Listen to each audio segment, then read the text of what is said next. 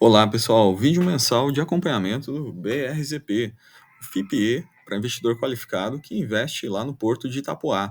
Galera, eu tô regravando esse vídeo aqui, tá? Esse vídeo foi ao ar, né? Acho que foi anteontem, vocês viram aí. Agradeço o pessoal que fez os comentários, me deu um puxão de orelha e me chamou a atenção aí. Realmente passei do ponto. O vídeo acabou caracterizando aí até uma recomendação, né? Então, vou tentar refazer esse vídeo, tá? De uma forma mais técnica aqui, para que não tenha, né, um viés de recomendação. Acho que me empolguei um pouco aí. Valeu a galera que me chamou a atenção aqui, né? Tô sempre muito atento aí aos comentários de vocês. Continuem falando aí, né? Tudo que vocês falam aqui está agregando valor, né? Para fazer eu conseguir manter um padrão mais técnico aqui de entrega nos vídeos, né? E de forma a não caracterizar como recomendação. Então, vamos lá. Esse é o canal Estudos em FIIs, né? E eu vou passar agora de forma rápida o relatório desse fundo aqui. A gente vai ver o histórico do fundo, né, baseado no relatório de fechamento do ano passado aqui. Então, peguei o relatório fechamento 2022. Vamos tecer alguns comentários também sobre o último reporte, que é o reporte do mês de outubro, né? Como é que fechou as movimentações do Porto aqui. Também um comparativo, como é que está a entrega do fundo em relação à expectativa do relatório da Legio, que é um relatório que dá um certo direcionamento sobre para onde esse empreendimento deve ir em relação à rentabilidade. Logicamente que isso não é nenhuma promessa, né? Já colocando de forma bem clara, esse relatório da Legio é um guidance que pode ou não se materializar nesse porto aqui. Como a gente investe, né, nesses produtos aqui de FIPE, a gente está investido, né, nas SPEs, está investindo num ativo real que está exposto ao mercado, e se a tese não se materializar, logicamente, o rendimento pode vir mais baixo, não é verdade? Então, quem está comprado nesse ativo, a gente sabe muito bem disso, né? Em sendo nós investidores qualificados. Bom, aqui a gente vai ver também alguns detalhes, né, sobre o resultado do mês aqui, passar sobre o fundo também, sobre a rentabilidade, fazer uma avaliação da rentabilidade, como está pagando, e também vamos dar uma olhada no cronograma da expansão do porto aqui. Então, um fato relevante, né, que a gente teve realmente um recorde histórico de movimentação no mês de outubro. O porto conseguiu movimentar mais de 100 mil TUs, né? Os TUs é aquele 20 Foot Equivalent Unit, ou seja, é um container de 20 pés, né? Tem de 20, tem de 40. E a gente está tratando sempre os containers de 20 pés como métrica de movimentação. E o porto está a caminho de um marco histórico que seria movimentar 1 milhão de TUs em um ano apenas, né? Então, vamos direto aqui para essa parte financeira do histórico de pagamentos do fundo, para a gente entender um pouco melhor. Primeiro, passando o relatório de outubro, onde a gente vê realmente um crescimento em relação ao ano anterior, tanto em número de TUs, né, onde ele rompeu a marca de 100 mil TUs por mês, crescendo 25% em relação ao ano anterior, e aqui também a gente vê no year to date, no acumulado do ano, 937 mil TUs já movimentados. Então, como esse é o relatório de outubro, a gente ainda tem o resultado de novembro e dezembro. Se esses resultados vierem na média do que está sendo esse ano de 23, a gente percebe que a gente irá sim superar dentro desse porto aqui os 1 milhão de TUs movimentados. Outro fato relevante do mês aqui, ele nos apresenta as cargas movimentadas de agosto, perfil bastante similar ao dos relatórios anteriores. E aqui o que mudou é que ele conseguiu movimentar um pouco mais de longo curso, né, nesse período ao qual ele nos citou aqui, sendo que o longo curso acaba agregando, mas financeiramente, a esse porto, né, no caso subiu de 45% para 55% o longo curso nesse mês de outubro, no year to date, de 43 para 45. Então, são fatores que afetam o quê? Rentabilidade. Quais fatores mais afetam a rentabilidade desse negócio aqui? Basicamente, a gente tem o tipo de modal, né? Logicamente, o longo curso é mais rentável.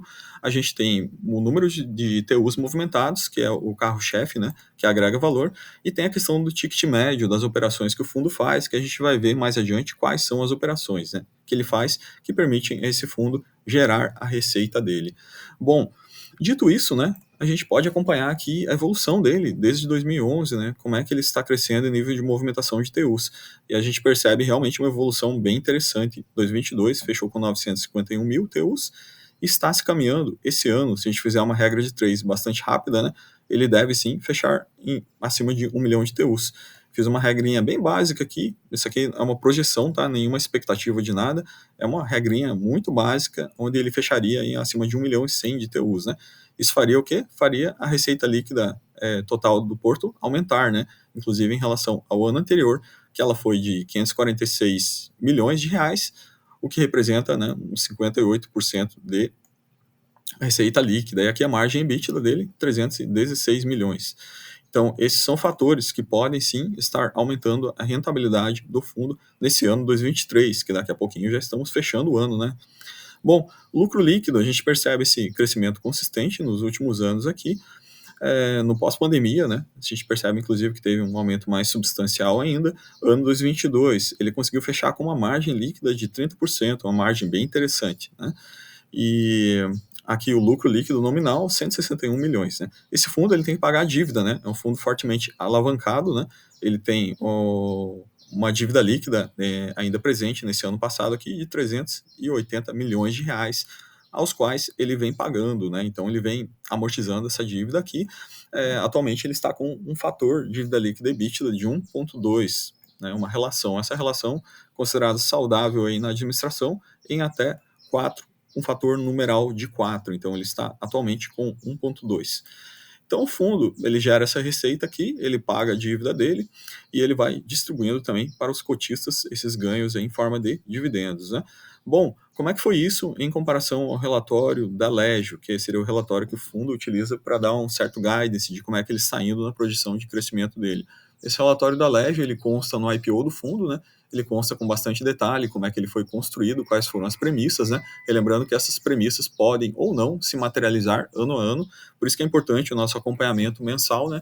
Para a gente, inclusive, verificar se essas premissas, o resultado do fundo está aderente às premissas da IPO, né? Então, a conclusão que a gente chega nesse relatório 2022 é que sim, é que as premissas estão sendo cumpridas e ele até está conseguindo superar os resultados previstos pela Legio, né, no presente ano de 2022.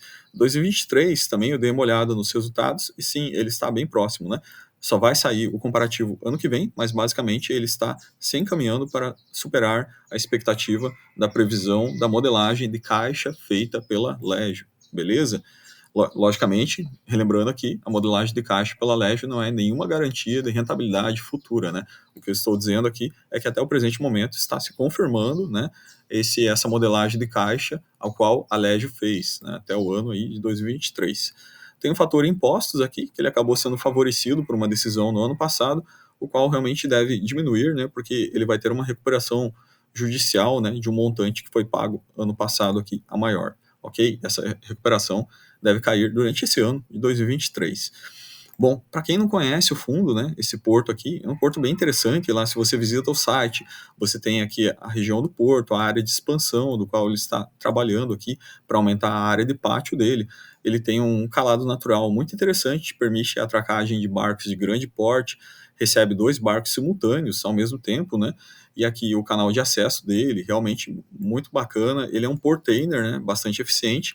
Ele faz essa movimentação de containers aqui, os containers, os TUs, né, containers de 20 pés ou de 40 pés. Então ele trabalha com esse processo aqui. Ele tem indicadores de eficiência muito bom, níveis de movimentação muito bons quando comparados a portos do mesmo segmento, beleza? Então vamos mergulhar um pouquinho mais aqui no relatório do mês, né? No relatório do mês, o fundo nos fala os marcos dele. Vamos falar um pouco sobre a estrutura societária. Então, o fundo, a BRZP, ela segue por essa linha tracejada aqui laranja, né? Ou seja, ela é uma investida que ela investe na holding, a holding investe na Porto Invest e a Porto investe no Porto Itapoá.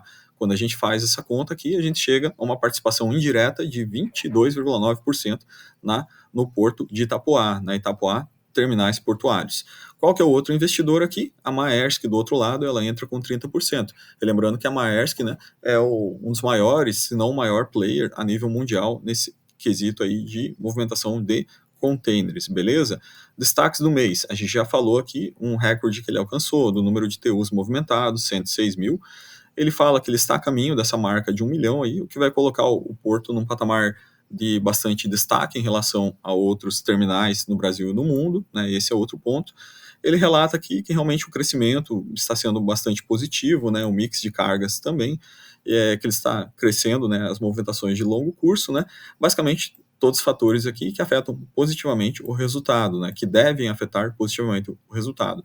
Bom, o fundo está negociando, vem negociando já há algum bom tempo, né, com bastante desconto em relação ao nível patrimonial. Esse desconto representa hoje 0,54 do price em relação ao book, né, ou seja, a cota ao mercado em relação à cota patrimonial. Bom, com esse nível de desconto que ele está sendo aqui, isso acaba afetando a TIR estimada do projeto, né? Então, quando a gente faz o cash flow, você tem o seu VPL previsto, você tem sua TIR, a sua taxa interna de retorno, e a gente tem o CAGR também aqui, que o fundo declara aqui, o Compound Annual Growth Rate. Então, ele vai falar que esses indicadores, logicamente, todos eles acabam sendo afetados pelo nível de precificação. Embora a TIR aqui está representando hoje um equivalente a IPCA mais 16,6%. Então, essa é a TIR projetada.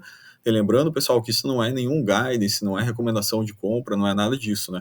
Essa TIR, na verdade, está mais alta, porque a TIR está mais alta pelo motivo da cota estar com esse nível de desconto aqui, né? E porque o empreendimento aqui ainda não é um empreendimento que se confirmou no mercado. Então, a gente tem que aguardar realmente como é que vai ser a progressão desse fundo aqui para a gente ver se essa TIR aqui vai se materializar.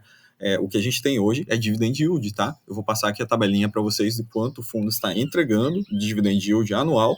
Em algum momento do projeto, normalmente mais para o futuro, mais para frente, a TIR ela acaba se encontrando com o dividend yield, né? Acaba chegando aos mesmos níveis. Esse momento ainda não chegou, né? Então, tendo visto isso, né, aqui a gente tem todos os demonstrativos, vamos direto para essa parte aqui, né, a gente já viu também número de cotistas, liquidez, né, histórico do fundo, não vou passar porque eu já passei no vídeo anterior, quem quiser fica à vontade, tá? Assiste o vídeo anterior, vou deixar aqui no card, né, para a gente analisar com calma o histórico do fundo todo aqui, e a gente vai direto para a parte de rentabilidade. Então, dentro da rentabilidade, a TIR implícita já vimos, IPCA mais 16,6, ao preço de cota atual. Esse fundo ele paga de forma mensal, tá? Ele é um dos poucos FIPs que ele tem recorrência distribuição mensal. Ele coloca um guidance bastante previsível, sempre fechando dentro do ano. O guidance atual ele está pagando 0,47 centavos, tá? Por mês até o mês de junho de 2024. O mercado normalmente precifica essas subidas de guidance. Perceba que sempre que o guidance vai ter um degrau de subida aqui, a cota ela tem essa tendência de aumentar, né? Logicamente, o mercado faz até uma precificação um pouco antecipada. Então, normalmente, antes da entrega subir, uma cota mercado também sobe junto aqui, né? Então, esse é o nosso guidance que a gente tem 0,47 centavos para esse ano corrente. Quanto que isso representa dentro do guidance anual, baseado no relatório da Legio, né? Que não é nada, nenhuma expectativa, nenhuma promessa, né? Esse relatório da Legio, mas isso aqui representaria, no presente ano, em torno de 7% de dividend yield. Então, a gente está falando o seguinte, quem compra a cota aos preços atuais, essa cota está até um pouco abaixo de 90, negociando 89, 90, né, nessa média aí, quando você faz essa divisão do que o fundo tem entregue, né, basicamente, isso representa um montante aí de, basicamente, 6, alguma coisa de dividend yield no presente momento, né.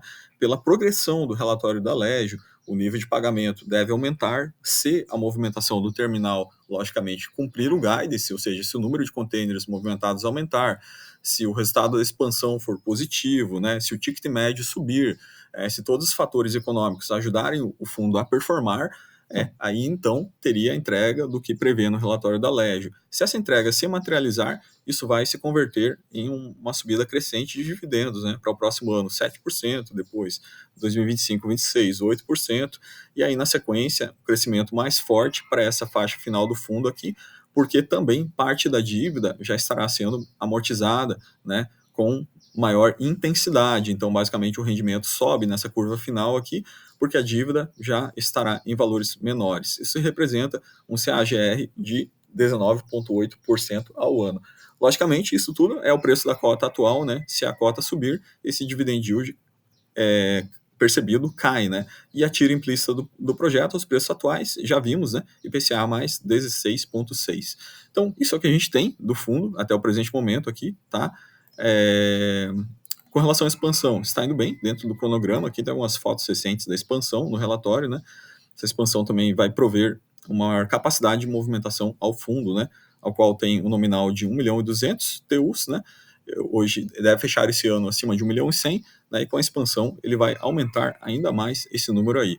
Então fica aí esse vídeo, pessoal, de atualização desse fundo BRZP, FIPE, para investidor qualificado, para avaliação e estudo de cada um aqui de vocês. É um fundo, logicamente, que tem o potencial de crescimento, como os demais FIPEs que a gente tem na B3. Um grande abraço a todos.